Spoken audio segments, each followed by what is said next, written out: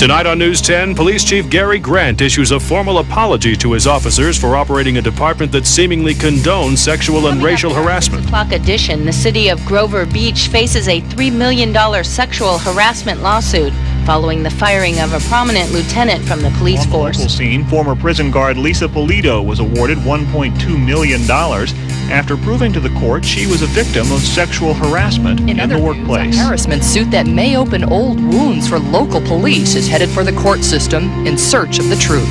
The trial is scheduled to begin next One of two police officers named in a sexual harassment suit has been disciplined by the chief of police for remarks made to a crime prevention unit technician. Topping our local stories tonight, former sheriff's deputy Patricia Cordova sued the department this week on grounds that she was sexually harassed by to the fight against sexual harassment today when it filed a suit with the Superior Court, stating that a female police dispatcher had been sexually harassed and threatened with discipline by her supervisors. Coming up 1 hour from now on Eyewitness News, sexual harassment.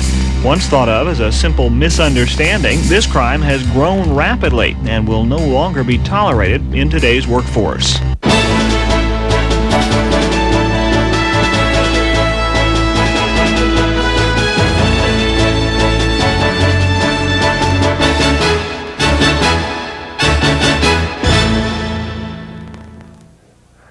Welcome to the Sexual Harassment Telecourse, presented by the California State Commission on Peace Officer Standards and Training. Although many people are unaware of it, sexual harassment has been around since women and men began working together as professionals. Early on, sexual harassment was viewed by many as acceptable. However, in today's society, it's become apparent that people will no longer tolerate this type of behavior in any field, including law enforcement.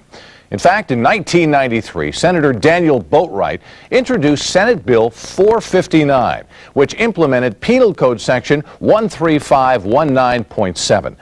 That law requires that posts develop complaint guidelines in sexual harassment training, and that all California peace officers attend and complete that training no later than January 1st, 1997. Viewing this telecourse satisfies the state mandate. The telecourse can be viewed in its entirety and has also been designed so that none of the segments are longer than 15 or 20 minutes to facilitate viewing during roll call training. The first segment will cover the history and nature of sexual harassment, followed by a segment on the legal aspects and part one of how to recognize sexual harassment.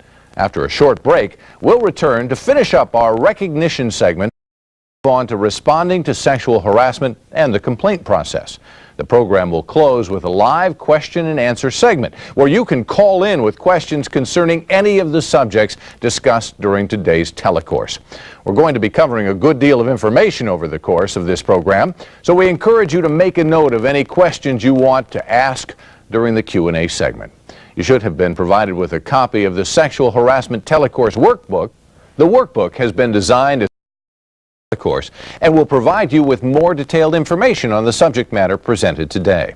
You'll also find in your workbook the guidelines to be followed for peace officers who are victims of sexual harassment in the workplace. Let's get started by taking a look at the history and nature of sexual harassment in the workplace.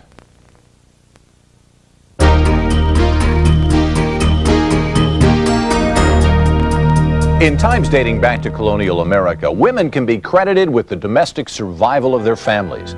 Although there was no official workforce during this time period, nearly everything that a family used or ate was made or prepared by the woman of the house, or under her direction. In the Industrial Revolution, women took on a different role in the workforce. Some of the first workers of the era were the women and children who could be spared from the barns to labor in the factories. As technology advanced and equipment became more mechanical, men began to emerge as the dominant gender in the factories, while many women resorted to working long hours under dangerous conditions in sweatshops and textile mills. As the industrial era deteriorated, so did the working conditions that many females had to endure. Women rose to the challenge of the changing system and spoke out, encouraging other women to band together and stand up for what they believed to be a fair and appropriate working environment. With the onset of World War I, women began to slowly gain back the respect they earned in the colonial era. As the number of women entering the workplace grew, so unfortunately did sexual harassment. Happy just to be working, many women subjected themselves to unnecessary abuse in order to retain their jobs.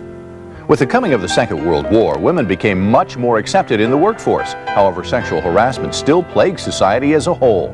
This wouldn't change significantly until 1964, when the Civil Rights Act was passed, protecting citizens against discrimination in many ways. Although this did not lead to the end of sexual harassment, it did at least bring to the attention of many women the idea that this behavior is wrong.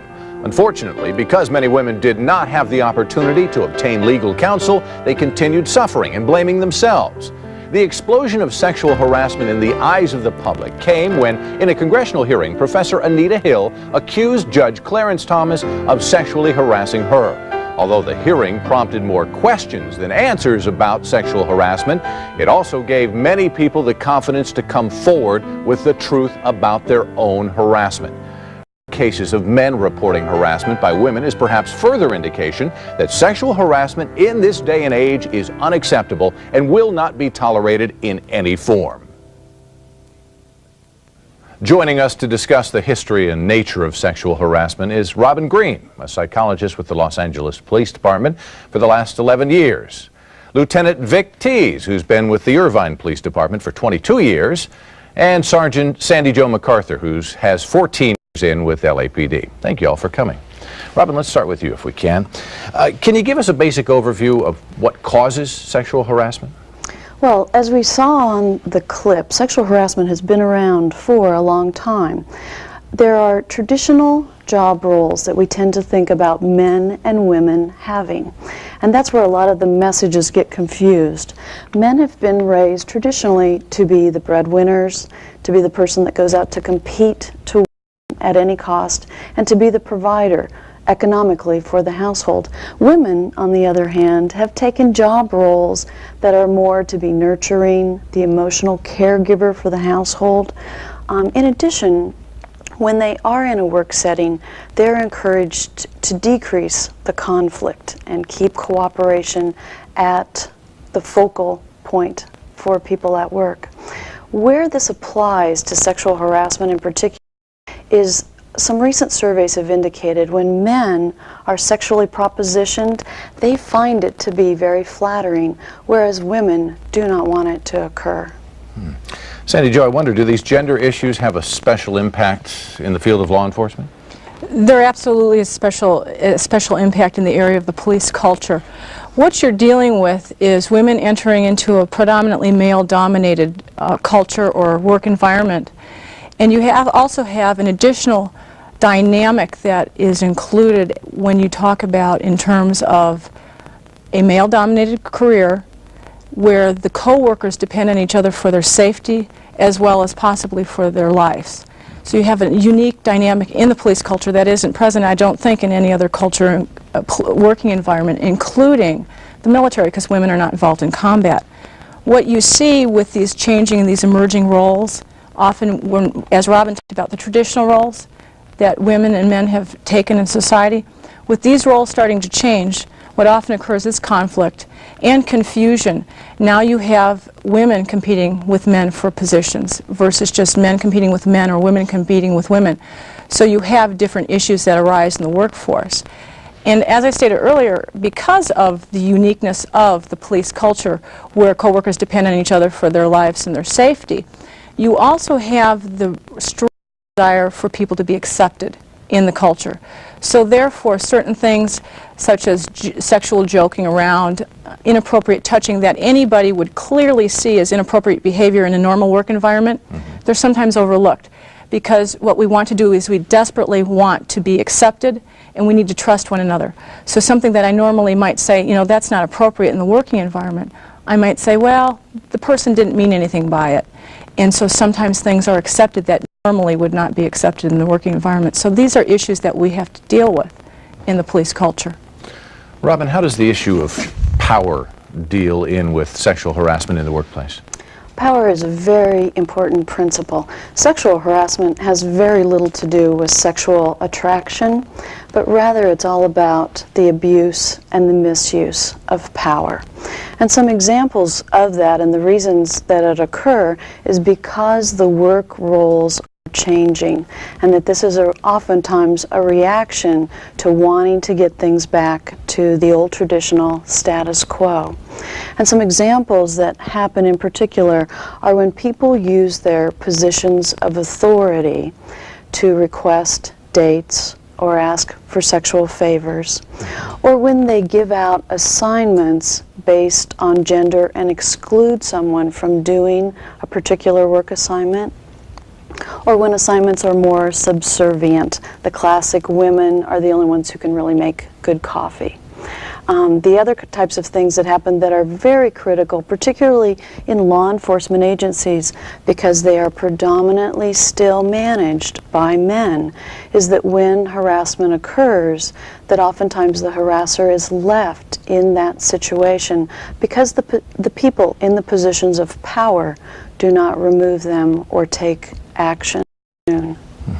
Lauren, one other thing on the power issue too that we were talking about earlier is that it's not just the male over female, but we're finding that it's people in a power position will dominate a relationship, whether it's male-male, male-female, or female to male. And we're seeing this occur more and more often now. So it really is a power issue that we're talking about. You know, getting along, Vic, in the workplace with other people is absolutely mandatory to success, and yet there's a fine line that can't be crossed there. Can you explain to us why harassment is wrong? Well, harassment is wrong for a variety of reasons. You have to keep in mind that most people just want to go and do their job and do it well without outside interference, intimidation, being the brunt of sexual jokes, or being harassed at work. And what we're finding is that it's not only counterproductive, it's disrespectful if you are receiving the harassment, but it's also illegal by state and federal law. And most of your departments have very specific policies that regulate illegal sexual behavior or illegal sexual harassment types of behavior.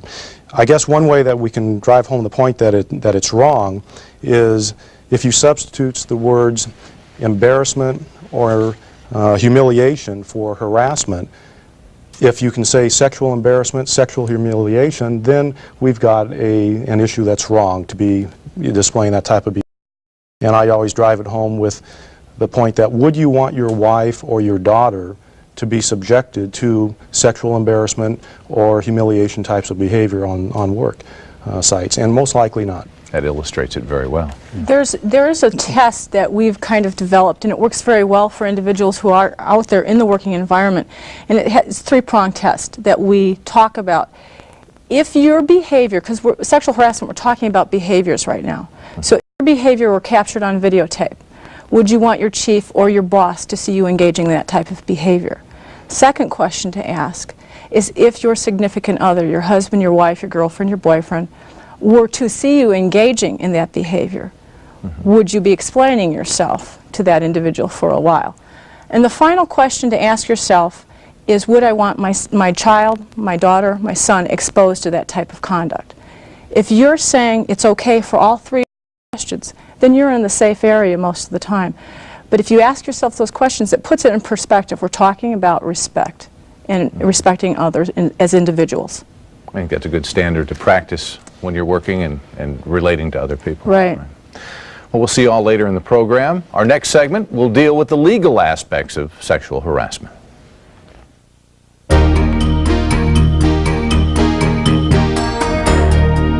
We are joined on our program today by Sabino Gutierrez, who is, as you know, the plaintiff in a sexual harassment case which was filed against his boss, who happened to be a woman.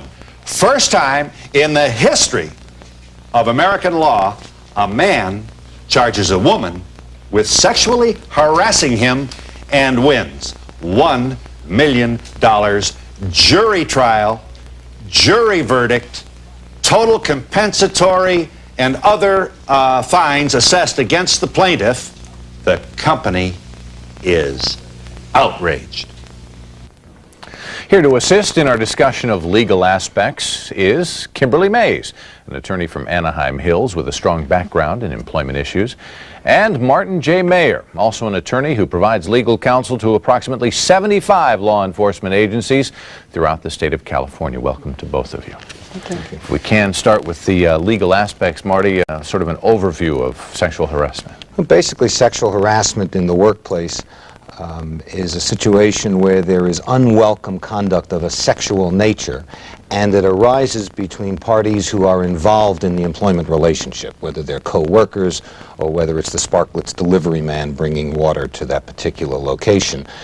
It is prohibited to have any kind of behavior that would be sexually inappropriate if it's unwelcome, and that's a crucial aspect of sexual harassment. The behavior that is being brought forward must be unwelcome to the recipient or a third person in order for it to be sexual harassment. We should deal with specifics here. Kim, can you tell us the specific state and federal laws that make sexual harassment illegal?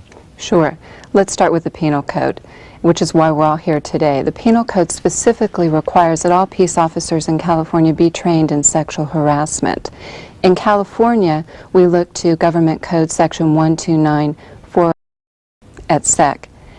At the federal level, it's the 1964 Civil Rights Act, more commonly referred to as Title VII. Under both California and federal law, it makes it illegal to have sexual harassment in the workforce.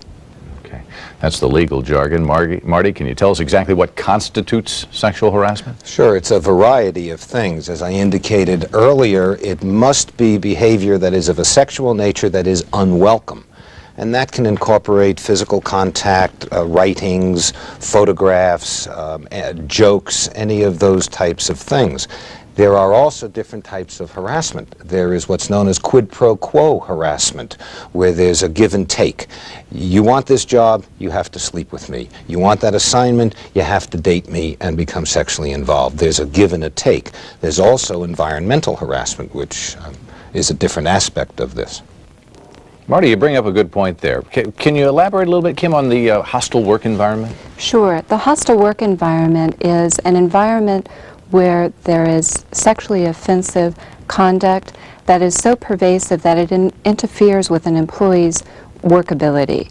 And you have to keep in mind that it's not only conduct directed towards that employee, it can be conduct that the employee observes between other employees that may be consensual between those two employees, but someone else observing it finds it offensive. So that's the hostile work environment. Okay. Not everybody is honest. What happens when there's false harassment claims? Well, false harassment claims can result in significant liability for the person who is the accuser. It can result in discipline in terms of the job because you're filing a false complaint. You're lying basically about another person's behavior. It can also result in litigation and liability to that individual for the defamatory statements.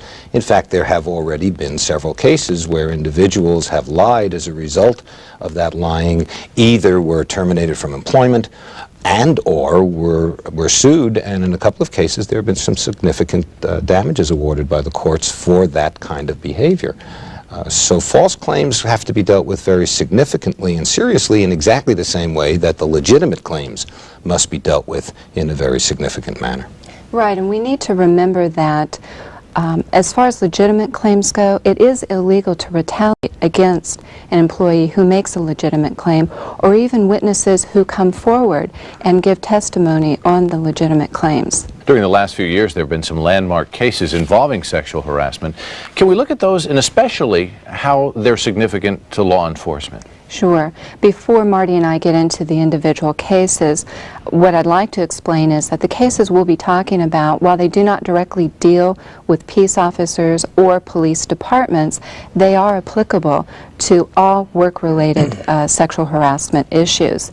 And the first one that we should probably talk about is the Meritor Bank case, and that's a 1986 U.S. Supreme Court case. And the reason that that case is so important, the court held that you can have a sexual harassment case when there's not a quid pro quo situation, but where there's a hostile work environment. And the case went on further to say that even if the conduct appears to be consensual, if it's not voluntary, then it's illegal conduct. For instance, in that case, it was a a bank employee who entered into a sexual relationship with her supervisor.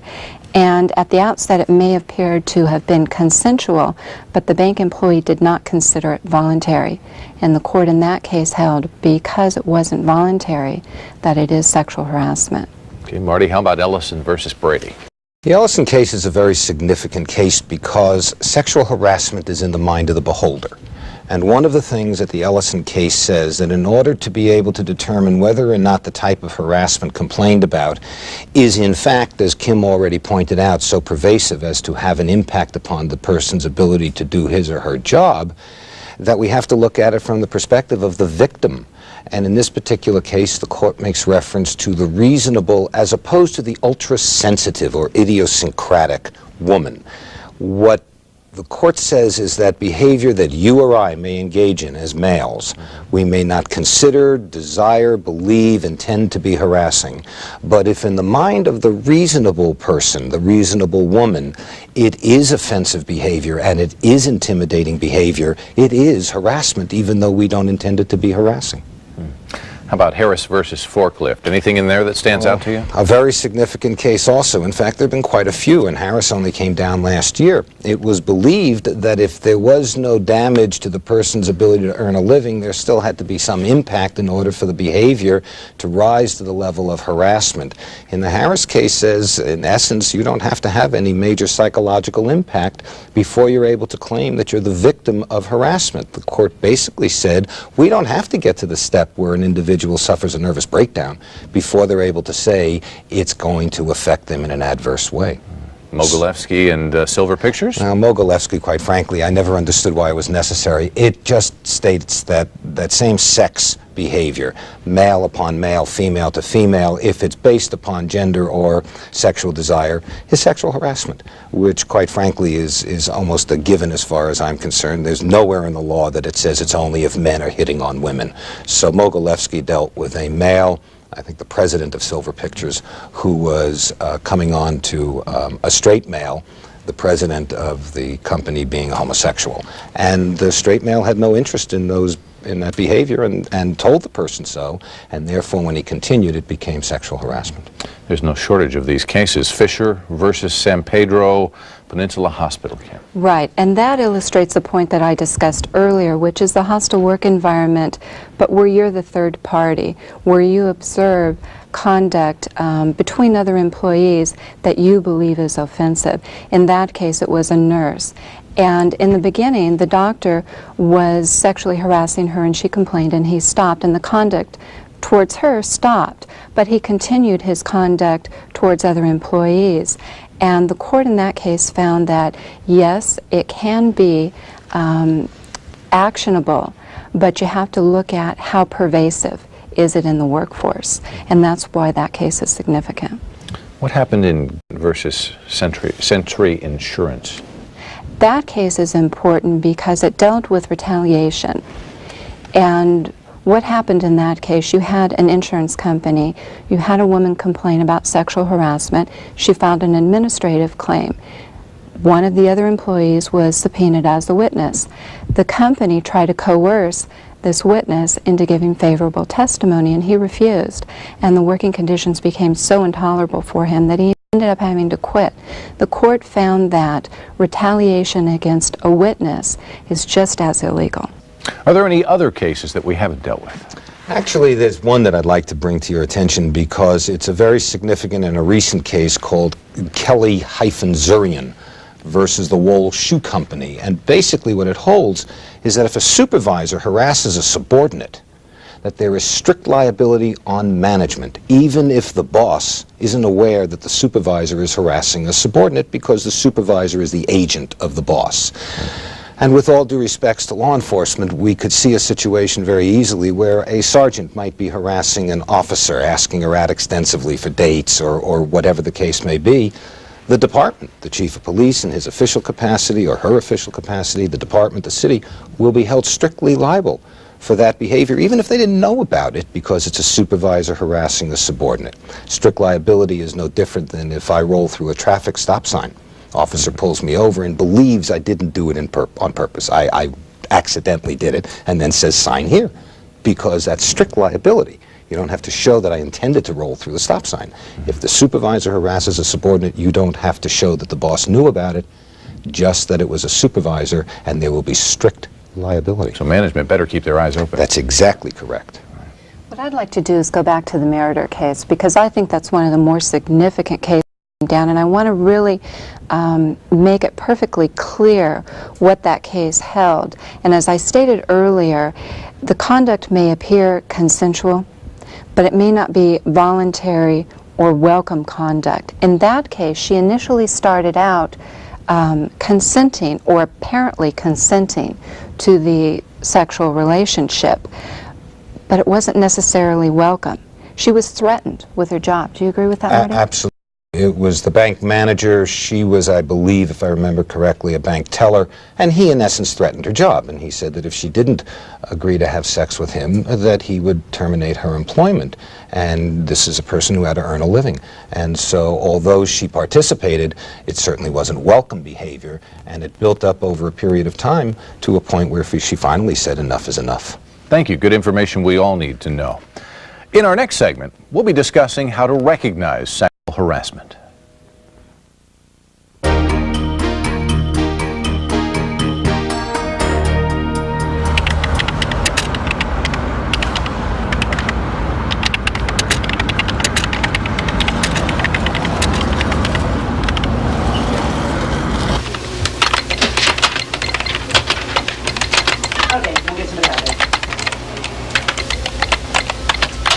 Hey, how's our patient?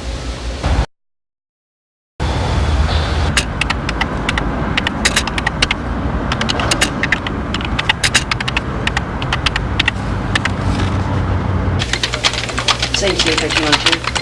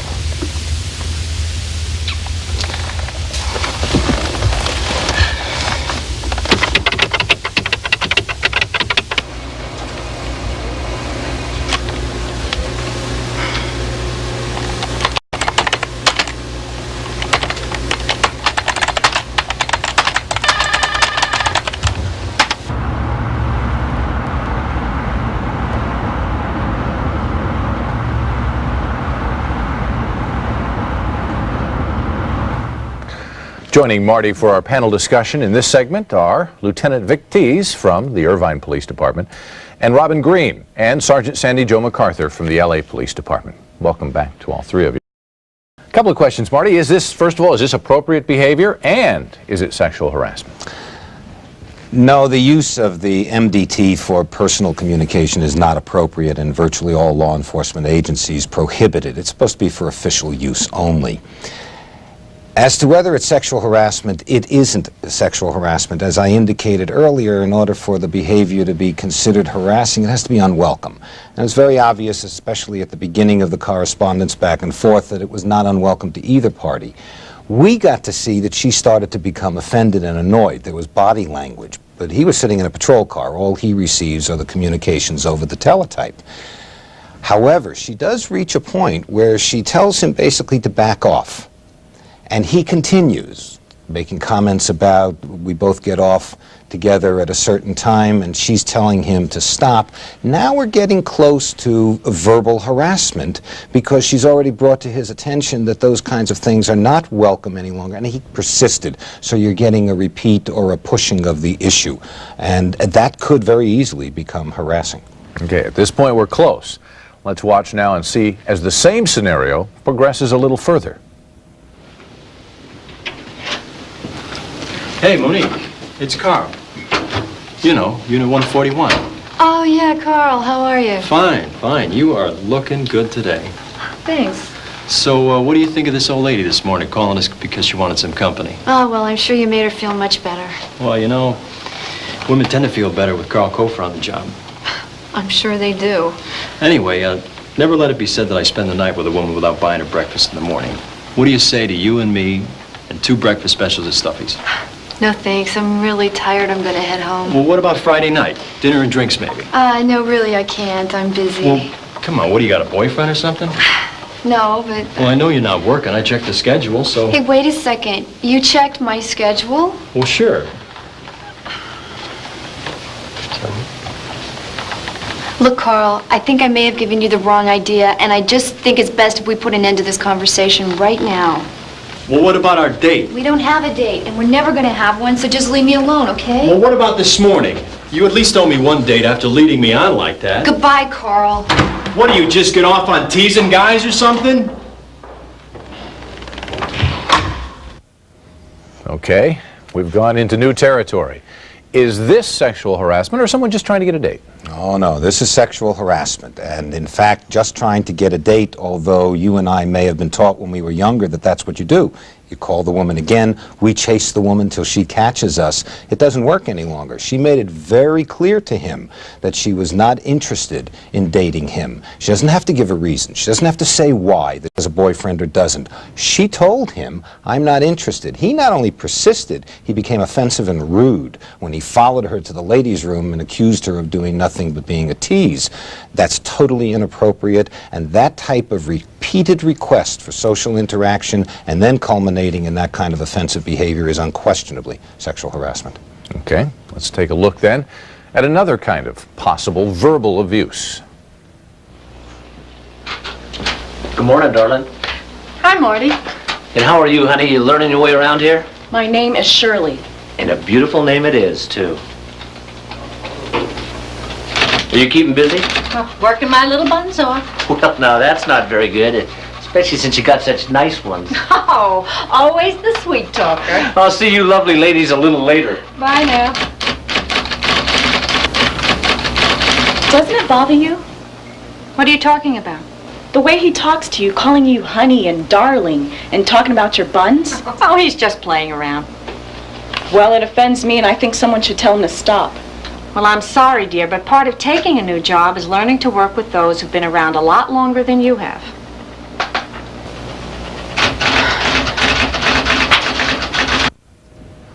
Okay, Vic, in this situation, even though the older clerk may not have intended to offend the younger clerk, it appears that he did. Is that inappropriate behavior? Well, in this particular scenario, we have several different factors working. One, there is a conversation between 2 people that appears to be welcome.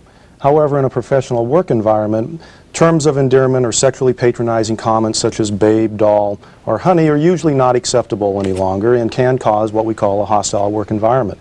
And in this particular case, the third party, or the younger records clerk, was clearly offended by it and in fact told her record supervisor that she doesn't appreciate it. So that's where we get into trouble, is where we say these types of terms in a public setting where other people can hear them and be offended by them. Okay, let's take a look at another situation. He's coming back. Watch this. Oh, yeah. Nice tush. Knock it off. Come on, you know you've got the tightest buns in the department.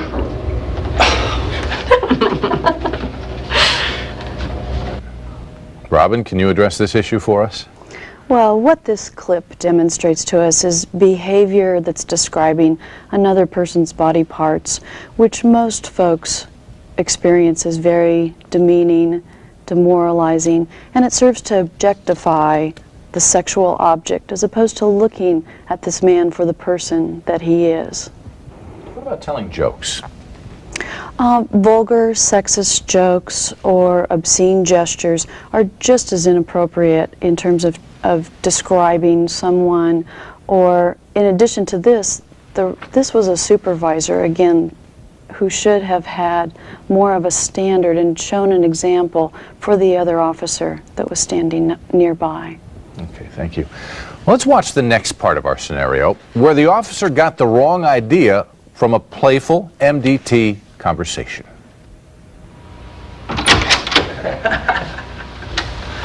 So, give me the scoop. Did Monique put out or what? No, huh? Hey, buddy boy, this is Carl you're talking to. Let's just say that she dispatched my unit on a call of breaking and entering.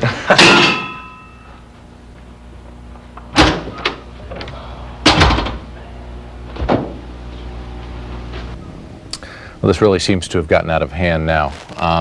At what point did we cross the line here? Is this sexual harassment?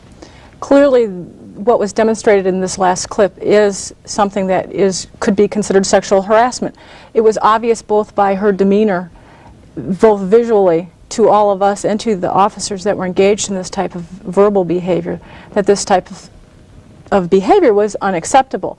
Whether or not it's unwanted or it's unwelcomed, that really has no bearing in the case. In this scenario, both the individual who was the target of the behavior was uncomfortable, as well as the two officers who were engaging what they originally thought was a private conversation. They both became uncomfortable as well. This type of discussion is something that should be kept private. It has no place in the work environment. Okay. They're talking about an individual, though. Had that individual not been present, if it were just a generic conversation, would it still be inappropriate? Lauren, technically there has to be somebody to be offended by the conversation. In this particular case, what happened is that it was not in a private office.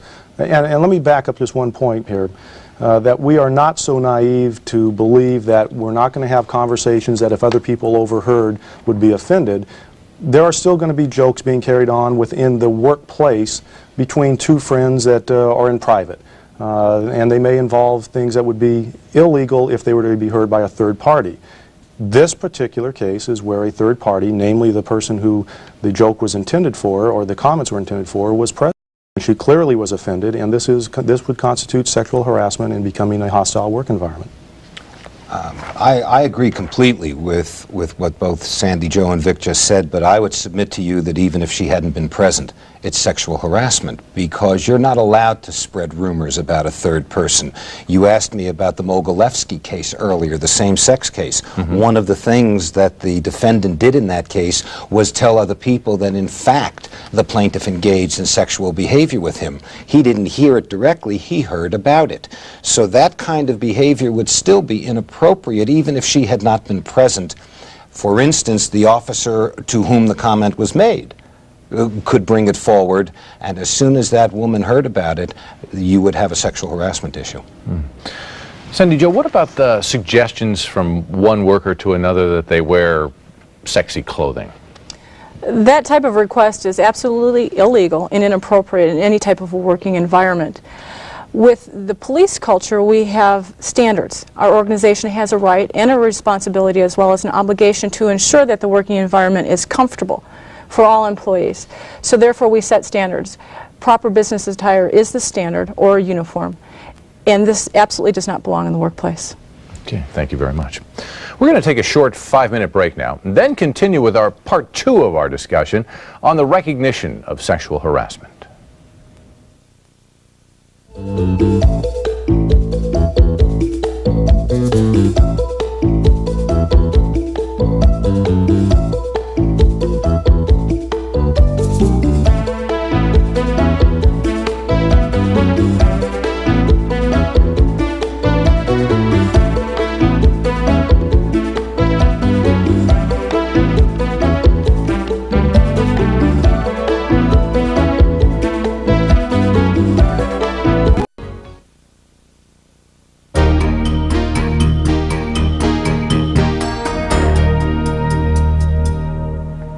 Welcome back to the post-telecourse on sexual harassment. Let's continue now with our discussion on the recognition of sexual harassment in the workplace. Marty, we've talked about the verbal harassment. What about physical harassment? What is it? Physical harassment is considered obviously to be sexually harassing behavior and can encompass a number of different things. For instance, it can even be as simplistic as just blocking somebody's passageway or impeding them, and all of us can imagine that scenario where someone wants to walk by and we're being cute and we're saying, no, you can't go by. You don't even have to make physical contact with that individual. Merely blocking them in a physical way so they can't go on and do what they want to do would be considered to be harassing behavior. Okay, now having heard that definition of it then, let's take a look at another situation in the records department to see if it qualifies as physical harassment.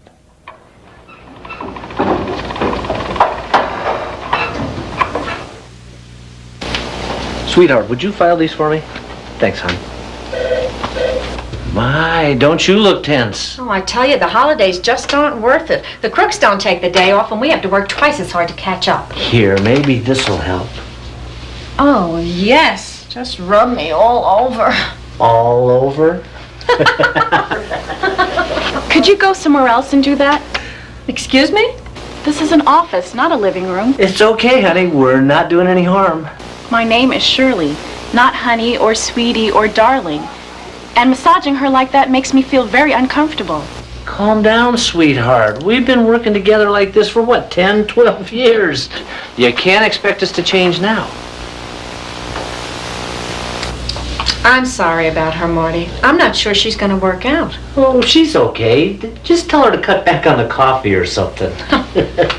See you, sweetheart. I'm fine. Well, how about it, Marty? Is that physical harassment, or does it lead to some sort of physical harassment? Well, it could. The situation involving the male rubbing the back of the female in this particular scenario would not be sexual harassment because, once again, it's not unwelcome as far as she's concerned. A department can have a personnel rule that prohibits that kind of contact, and many now do. And one of the reasons that they'll prohibit that kind of behavior is because of the third person, the other clerk, who observed it and said, I don't want to be exposed to this type of situation. You can take that and extrapolate upon it to the point where there could be sexual touching of another individual. I work in the same facility with my wife, and all of a sudden I'm fondling her. It's not harassment to her, she doesn't object to it, she likes it, but the third person who's watching it is extremely offended by it. When you deal with physical contact, however, between parties where it is not welcome, there's a very significant issue as to where you draw the line.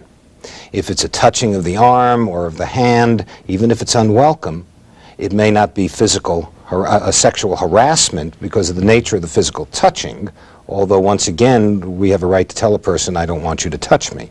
I will tell you, however, if you're talking about a physical assault on another individual, or if you're talking about touching a person in a manner where it would constitute sexual battery, where you touch the other person's private parts of their body, you touch a woman's breast or you touch someone's crotch area, not only is that significant harassment, but we recommend to our clients, you need to terminate that individual who did that. There has to be at some point a line drawn, and one of the lines that we draw in terms of advising our clients is there is absolutely no way to justify an individual sexually battering another individual, and it's important to understand that for battery, you don't have to cause a harm. It's an unwelcome touching. It becomes sexual battery when that unwelcome touching is of a sexual nature. The types of judgments that we've seen come down behind those types of situations calls for advice to an employer to take very extreme measures. For Shirley, the clerk, is that a hostile work environment Absolutely. for her? That's a perfect example of a hostile work environment, and in this scenario, it's compounded because she has made comments in the past. She told her supervisor, the female clerk, I don't like that type of demeanor, even in terms of his calling her honey and they're joking back and forth. Now she is pointing out exactly what harassment is and why it's prohibited. This is a workplace, she said, not a living room or a bedroom. I don't want to be exposed to that type of behavior. If you substitute for sexual misconduct, racist misconduct, you'll understand completely why one doesn't have to be exposed to racism, even if it's not directed at that individual, but they're being exposed to it in the work environment. We have to go to work every day. this is a way to earn our living. It's not just a matter of I have nothing better to do, and therefore the employer has an absolute obligation to keep that type of behavior from occurring in the work environment. Right. She has not minced words. She made her feelings very clear. Very clear. Let's take a look now at another situation that leads into our third main category of harassment, visual harassment. Carl, could you open your locker back up? Sure, Lieutenant. I'm going to have to ask you to remove those pictures. But, sir, this is a men's locker room. None of the women will ever see them. Doesn't matter. Anyone could be offended by them. Remember, zero tolerance is our policy now. Whatever you say, Lieutenant.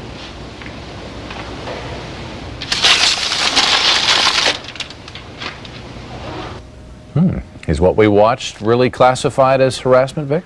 Well, the pictures in themselves, the sexually explicit pinup type pictures or other types of visual, potential visual harassment type of photos, in themselves are not sexual harassment. But like what Marty was saying with the physical touching, it's creating an atmosphere that can be considered a hostile work environment. So what we have here is a department policy that does not allow pinups or other types of sexual visual materials to be displayed in the workplace. And they ensure this by having that policy, the employer ensures it by having the policy, and then also doing workplace inspections. And we can include in visual types of harassment other types of things such as pornographic materials or magazines, sexual cartoons, software programs that are displayed on screens, and so on. That deals, Vic, with the printed material. How about other examples of visual harassment? Well, there certainly is other types, and one of them that is very commonplace in the workplace is the active mental gropers, the people who visually undress others. They will stare up and down a person's body as they're walking by, and they consistently do this.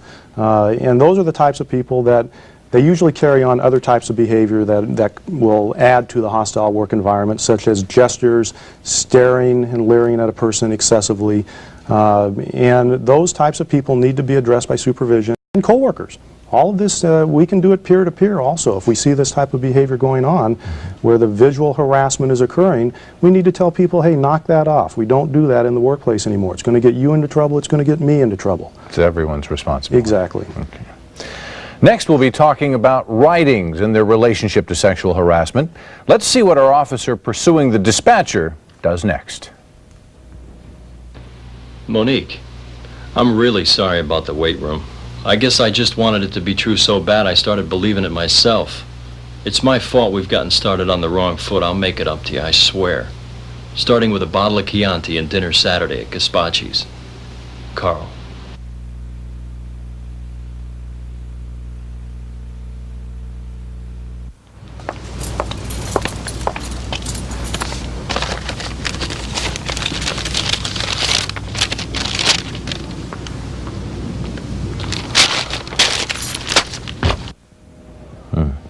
Situation's obviously becoming a problem for the dispatcher. Robin, are there other examples of this kind of behavior?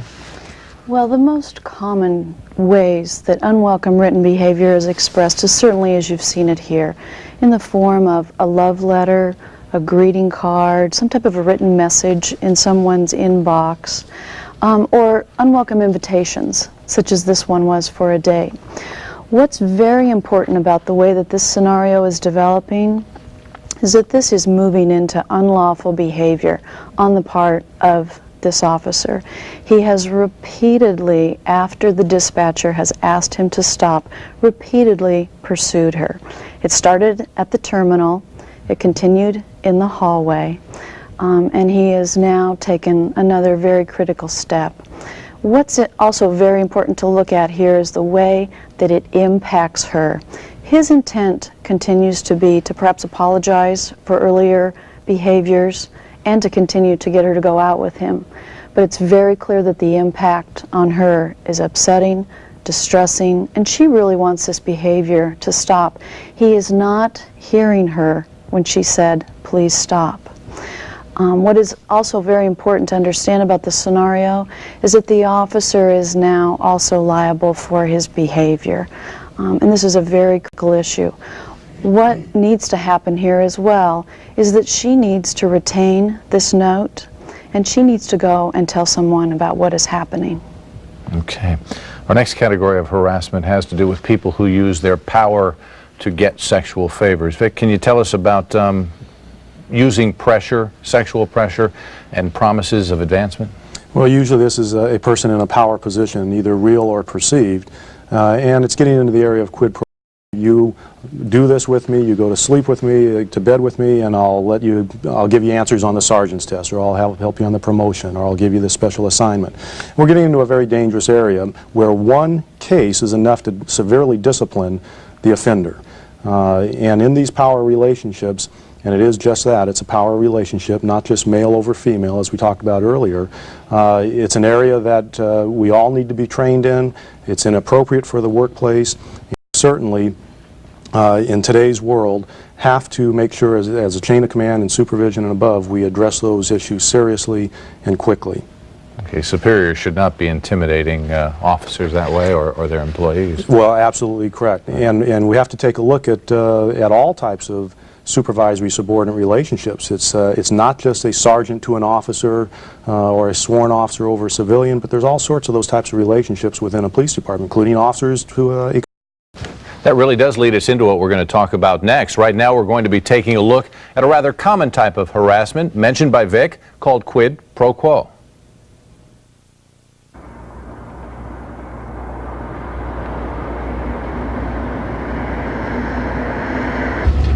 So, your eval's coming up, huh? I can't believe it's time already. I hope I do okay.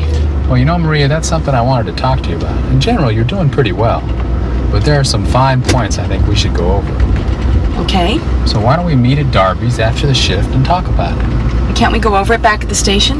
You know how crazy it can get at the station. Darby's is nice and quiet. It's perfect for this sort of thing. I'm sorry, I just wouldn't feel comfortable there. Look, I do the same thing with all my rookies. I don't see what the problem is. We have a business relationship, so I think our business should be conducted at the station. Maria, I'm not sure you're seeing the whole picture here. I can make or break your career, okay? So I think we should meet later for drinks to discuss how you can ensure a good report. Listen, I think I should be evaluated on my on-the-job performance, all right? So are you willing to meet me later for drinks to make sure you do well or not? I think I'll take my chances. Fine. Just don't blame me if you get a bad eval.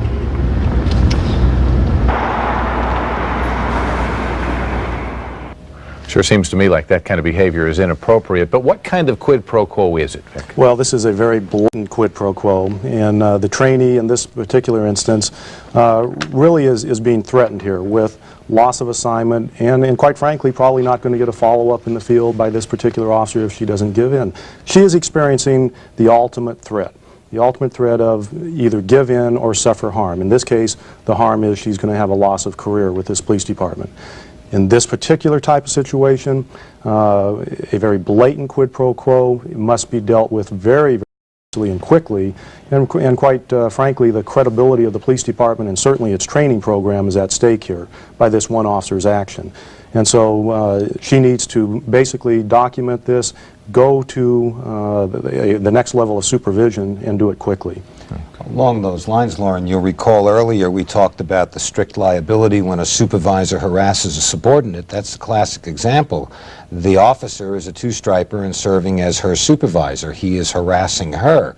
If this thing carries through, ultimately the agency itself could be responsible for that officer's misconduct, even though nobody knows what transpired in that patrol car.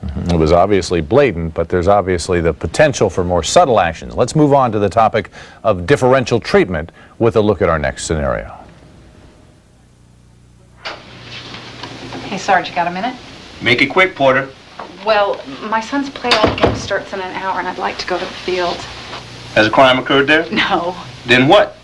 Well, I'm done with my reports, and so I was hoping I could take a little personal time. Absolutely not. Why not? Because I said so. It's only for an hour, and I think I've been doing a pretty good job lately. Pretty good job isn't going to keep the bad guys in jail. It's going to take a damn good job. I just finished reading this report of yours. It's not even in the same time zone as damn good. So you might as well tell your baby you won't be able to make it. And I want this report redone correctly by end of shift. Got it? Yes, sir. Good. Now get your rear end out of my office and start acting like a responsible cop. You mean a responsible man? Did that look like differential treatment based on gender? That seems to be what the officer thought. Let's watch our scenario as it unfolds a little bit more.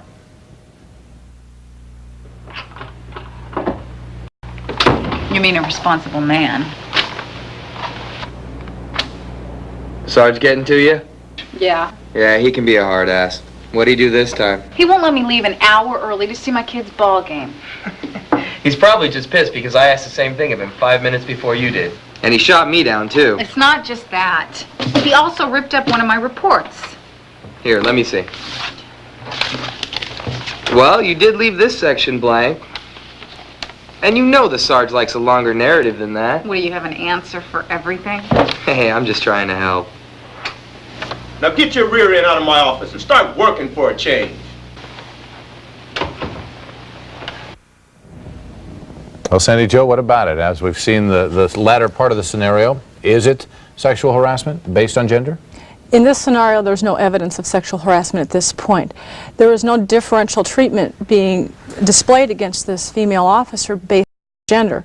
However, what we are looking at, or at least what it appears to be in our scenario, is a difficult supervisor. We have hard people to deal with out in the work world. And in this case, we probably have an individual who may be lacking in supervisory skills. However, he is not displaying differential treatment. He treats everybody poorly, is how it appears in this scenario. Okay, then. Lauren, again, if I could interject for a moment, one of the issues that has arisen recently is exactly this type of situation where you have an individual who is abusive towards a variety of different people. And the argument then is, well, I'm not sexually harassing anybody. I'm an equal opportunity harasser. If I don't like you, I'm going to harass you. Recent court decision said that if the individual harasses that woman because she's a woman, let's assume in this case a sergeant doesn't like female officers, and so he was rude and abusive to her because she's a woman, the mere fact that he's also a rude, abusive person to others will not, as the court said, cure that problem. He still harassed her because she was a woman. In this scenario, that wasn't the case, but had it been, you'd still have sexual harassment, although he harasses others as well. So you do agree, though, that he was just a rough supervisor? Oh, in this case, absolutely. Wouldn't want to work for him. Now let's take a look at another scenario to see if it's an example of differential treatment based on gender.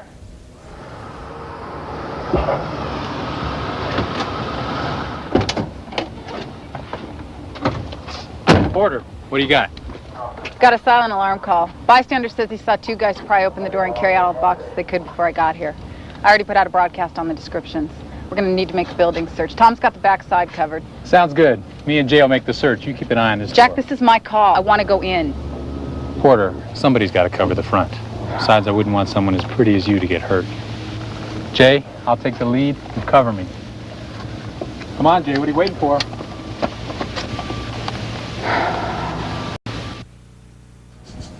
Sandy Joe, that's definitely a different situation. Is this differential treatment based on gender? Yes, in this case we're talking about a clear-cut case of gender bias.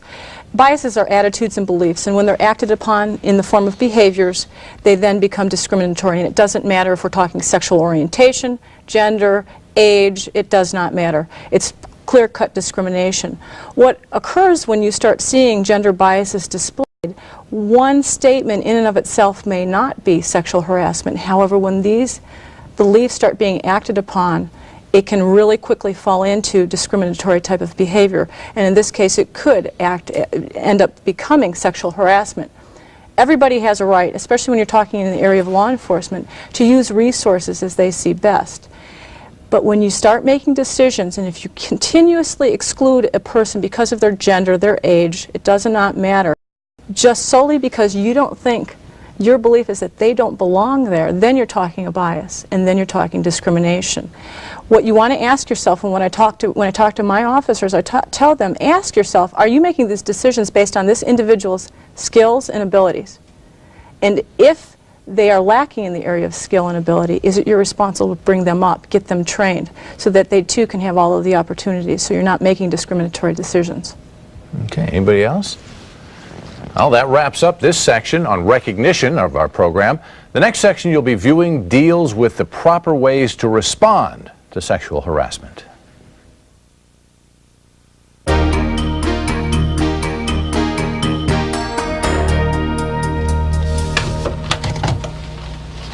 Eileen, can I talk to you for a minute? Sure, Hot Pants. What can I do for you? That is exactly what I want to talk to you about. I don't appreciate all the comments that you're always making about my body. Okay, it's not appropriate for a place of business. It's a compliment. Most people like being complimented. But I'm not most people, and I don't see it as a compliment. Okay, every time you say something like that, you put me in an uncomfortable situation. What's going on around here? Everybody's getting so uptight. Look, I don't want to have to report you to the captain. Okay, but I will if you keep doing it. All right. I'm sorry already. Won't happen again. Thank you.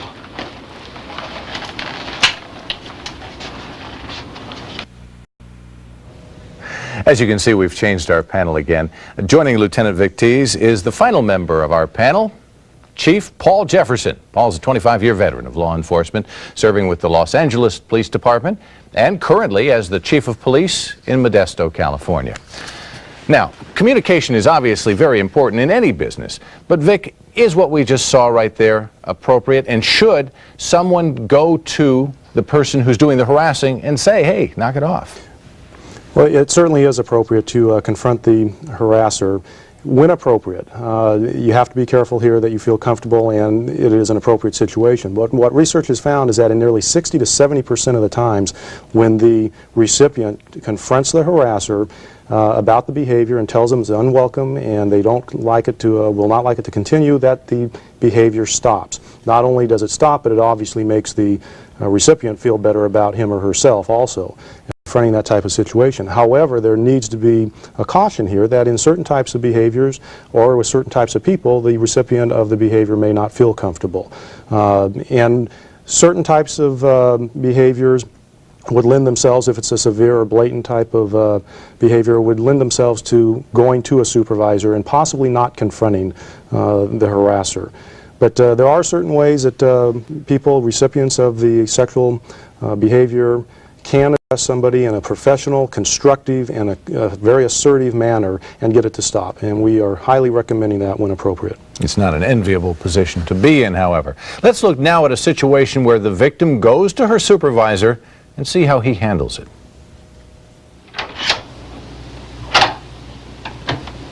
Lieutenant, can I talk to you for a second? Sure, Monique. Have a seat. What's up? Well, I'm having a few problems with Carl Hofer.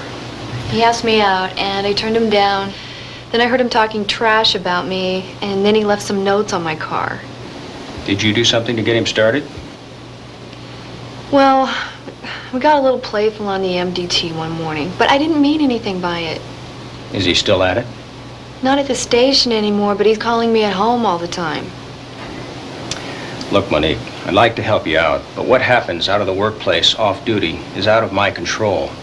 If he starts doing something here again, you let me know, and I'll straighten him right out, believe me. What about it, Paul? Do you think the supervisor acted appropriately? Unfortunately, he did not act appropriately. What we have is a clear case of sexual harassment, and a full investigation is warranted and required. By the lieutenant not taking action, he should have responded as if this was an on-duty incident. By him not responding, he sent a message out to the department, certainly through the employee, that the department does not take sexual harassment complaints seriously. Another issue we need to look at is the message that he sent to the employee. You think about someone who takes the time to come forward after being harassed and then being brushed off by the lieutenant. It affects their morale, maybe in their health, and certainly it lays the department open for later lawsuits. And lastly, the lieutenant, by not taking action, he certainly has opened himself up to possible disciplinary action. What would you, as a police chief, suggest to someone if they're uncomfortable coming forward and confronting the harasser? Well, we would encourage most, as a department head, you want to handle your problems yourself.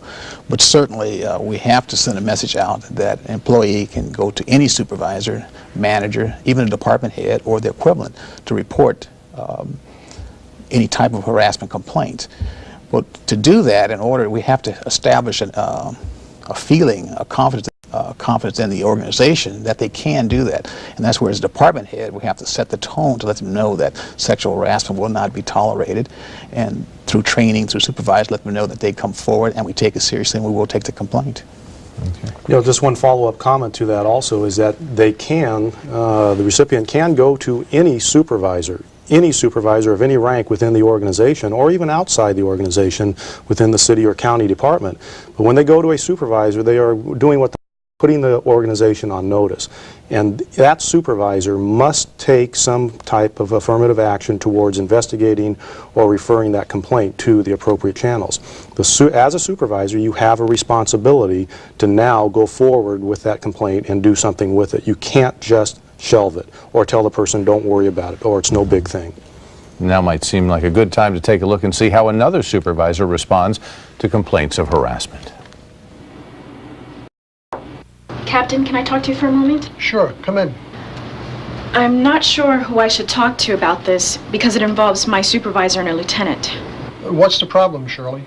Well, I know I'm new here, but the way Eileen and Lieutenant Murphy carry on makes it very hard to get any work done. They're always touching each other and talking in very sexual terms. And they never call me by my name. It's always honey or sweetie. Have you told them how all this bothers you? Yes, but they just brush it off like it's my hang-up or something. You made the right decision to come and see me, Shirley. Have a seat. What's the problem, Captain?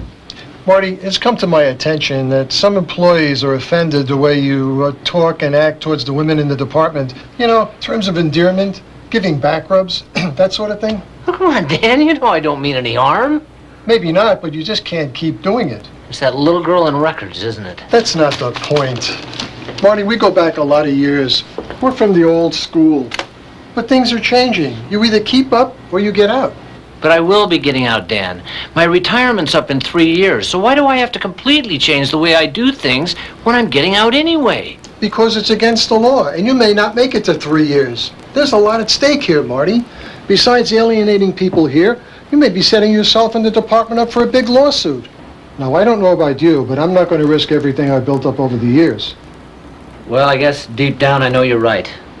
Welcome to the 90s, old buddy. But it still seems kind of ridiculous to me. That's your prerogative. All right. I'll see what I can do, but... What do you think, Paul? Was that a better way to handle a case of harassment? Absolutely. The captain took the bull by the horn, so to speak. He listened to the employee when she came in, and he took immediate action. He called the lieutenant in, told him what was occurring, what was wrong, and put him on notice that his behavior was unacceptable and it would not be tolerated and should stop immediately. As opposed to the other scenario where the lieutenant didn't do anything. In this case, he has had an effective response. He stopped the behavior.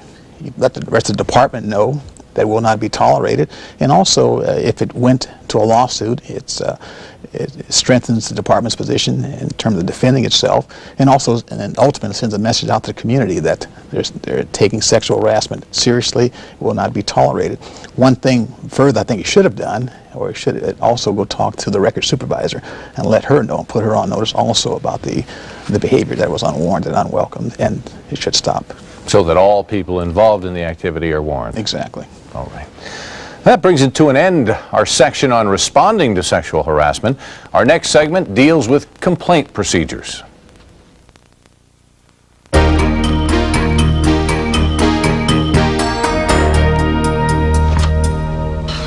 Sergeant, I can't believe it. Settle down, Brocco. What is it? I'm so upset. I just got my evaluation. Not so good, huh? It's why it's not good that's got me so mad. What do you mean?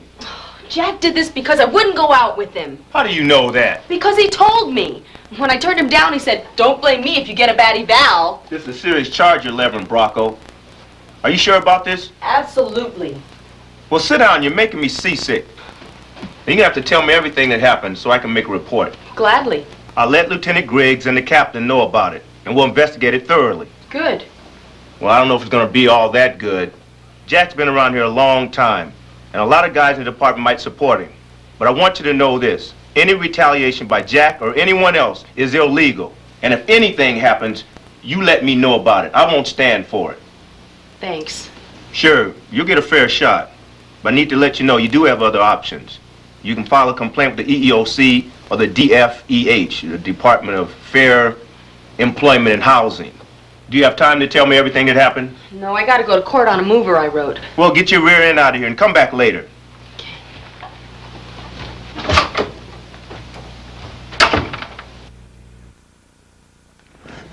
Chief Jefferson is still with us, and joining him from earlier are attorneys Martin J. Mayer and Kimberly K. Mays. Tell me, Marty, what is the procedure if you want to complain about harassment? Well, as Kim had indicated earlier, the Penal Code section that is creating the necessity to do this training also required the Post Commission develop guidelines which would be used by police agencies, specific agencies, in developing a complaint process for sexual harassment matters. That process and the design of it requires articulating what constitutes harassment, that such behavior would be improper and prohibited and precluded, giving examples of what it would be. It also includes articulating what are the obligations and the responsibilities of management as well as the employees who are supervisors and the victim employee. You indicated at the very beginning that there's a handbook that all of those who are watching have received. One of the things in that handbook is a sample sexual harassment policy, and quite frankly, there's a part of it that's been left out, and that is that we encourage the victim to go directly to the harasser. But if perchance the individual is afraid, is unable, is unwilling, is a withdrawn person and can't confront that harasser, there is still an obligation on that victim employee to go to another supervisor, any supervisor. In addition, you must be allowed to jump the chain of command, because if the harasser is within the chain of command, as we have seen in several scenarios, to make the victim go through the chain of command would make the entire process meaningless.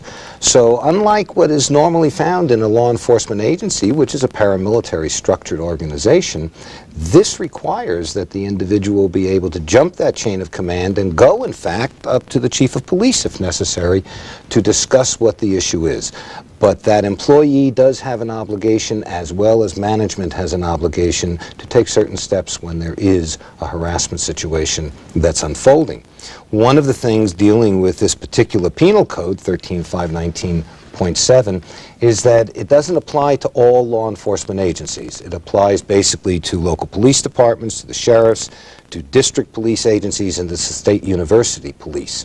The group that put this all together have recommended that the process, the sexual harassment complaint process, be made applicable for all law enforcement agencies. In addition, the language of this section deals only to victim peace officers, and we are again encouraging that when you develop the policy, you make it applicable to all employees in the police department or the sheriff's department, not just those who are peace officers. Chief Jefferson, you're sitting in your office. Someone comes in, believes they're the victim of a harassment. What is the procedure that you or another supervisor in that same position would follow? I think it's very important when someone comes forward with an allegation of sexual harassment. The most important thing to do at that point is to listen to the complaint. Listen thoroughly to what is being said, not being judgmental, taking a position that it's either extremely accurate or inaccurate. I think it's very important at that time. Have to let the individual vent a little bit. I think it's taking time for that person to come forward. It might take a lot of courage, and venting, you get a lot of information. I think that's very important. The other thing I have to do is advise them on what options they have, such as things that Marty's talked about, where they can take or what other avenues are available to them. And most important, they have to document what is being said. And I mean truly document it, listing the witnesses, dates and times, things that occurred. It's important because from that document it goes on for a full investigation. And we're talking about investigation, we're talking about doing a thorough, impartial investigation. Once again, not being judgmental as to the validity of the complaint. But I think from a management standpoint, the most important thing to do is to have an attitude and being proactive. So having our supervisors and subordinates trained in the areas of sexual harassment so they can prevent it, so we won't have to get to this point where we're actually taking a complaint and investigating it. Lauren, if I may, one of the issues that's arisen recently is what constitutes documentation and how formal does it have to be? Quite candidly, I've taken a position that you cannot informally handle sexual harassment complaints. But if you're dealing with a relatively minor matter, somebody who tells a dirty joke and it's offensive to someone, that doesn't necessarily have to become a formal internal affairs investigation of the nature that the chief was referring to. The documentation could be a counseling memo, a written reprimand. You've created the paper trail that shows that you took swift affirmative action. You might then even refer the individual to a training class. But it doesn't necessarily mean you have to come down real hard and heavy right away. It truly will depend on the nature of the harassment and how serious it is as to how far you have to take it. But as the Chief pointed out, documentation is of paramount importance. And then the main thing is that you're taking some action to stop the activity. There are going to be those supervisors who don't do those things, who don't create an environment that's conducive for the complainant. At that point, Kim, what should the person do? There are going to be those situations where the employee does not feel that the procedure is conducive to making a complaint, or they're not happy with the findings of the department. And in that case, the employee has the right to go outside of the department and make a complaint on the federal level with the Equal Employment Opportunity Commission, which is commonly known as the EEOC. They can make a complaint with the Department of Fair Employment and Housing, the DFEH. They can file a civil lawsuit. They can also file a criminal lawsuit. Depending on the city and the there also may be other remedies that are available to them. So they are not limited just to department remedies. They can go outside, and they have every right to do so. Okay, that deals with the victims. How about the offenders? What's a person looking at? What ramifications might they face for this kind of behavior? Extremely serious ramifications, and I can't emphasize it enough. Not only could the individual wind up being subjected to disciplinary action up to and including termination, but the offender could wind up being the subject of a civil suit brought by the victim of the harassment. The individual could wind up being the subject of an investigation being conducted in terms of some form of criminal misconduct, if we're dealing, for example, with a sexual battery. You could have fines imposed upon you as an individual by either EEOC or the Department of Fair Employment and Housing. In addition to that, there is an incredible negative impact upon the person, and in many cases the person's family, if it's the type of situation that's become public. And unfortunately now we see more and more where the press and the media will report allegations of sexual harassment, especially if lawsuits have been filed, without acknowledging quite candidly that these are nothing more at that stage than mere allegations. But it's very difficult when there is a headline splattered across the page that Officer X or Sergeant Y has been accused and sued for sexual harassment, and that officer's child has to go to school the next day, that officer's wife has to be confronted with that. The ramifications are overwhelming, and very candidly, I don't understand why people do not get the message in this day and age. The price you pay can include your house, your car, your pension, your bank account, and virtually everything you own. Marty, I don't think anybody who's heard that is going to forget that anytime soon. Tell you what we're going to do. We're going to open up our phone lines now for questions you have regarding any of the topics we've discussed in this telecourse. Those of you viewing live can call the number on your screen right now for answers from any of our experts. What about retaliation, Kim? Somebody goes in and complains to a supervisor, then they're afraid that this is going to show up on their work record. What do they do? Absolutely, and that is a genuine concern. But as we discussed earlier, retaliation is absolutely forbidden under the law. And if any complainant perceives that they've been retaliated against, be it just being ostracized, not getting backup, whatever it is, they should immediately go to their supervisor or go through the complaint procedure on the retaliation, because it is absolutely illegal. Okay, Paul, any other protection issues involved here? Certainly, as Kim mentioned, certainly we want to guard against retaliation against the complainant, but also we have to be aware of the witnesses or potential witnesses, that also they won't be subject to retaliation, and it's management's responsibility to ensure that that message is sent out through the department, that retaliation will not be tolerated, and that anyone that comes forward will be protected, and that if anyone does engage in retaliation, regardless of the outcome of the original complaint, that that's a serious nature and it will be dealt with.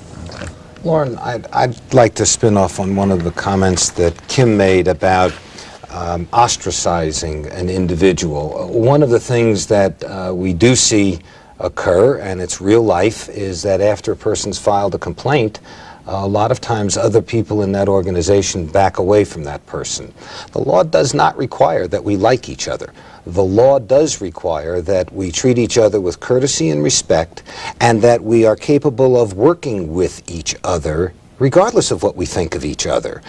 It doesn't mean that individuals who are now fearful because this individual has filed a complaint cannot step away and say, well, I think I may not interact too much with Jane, as long as it doesn't interfere with the job, and as long as it is not in a retaliatory mode to get back at Jane. But one of the downsides of sexual harassment litigation is the fear of interaction between people. Sometimes you find that they will stop talking with each other. So part of the lesson I've learned today, if you're an offender, you should change your actions promptly. If you're a supervisor, you should certainly listen to complaints. And if you're a victim, you should not be afraid to complain. Correct. Okay. Thank all of you very much. Now, our phone lines are open. If you have any questions about today's telecourse, please call.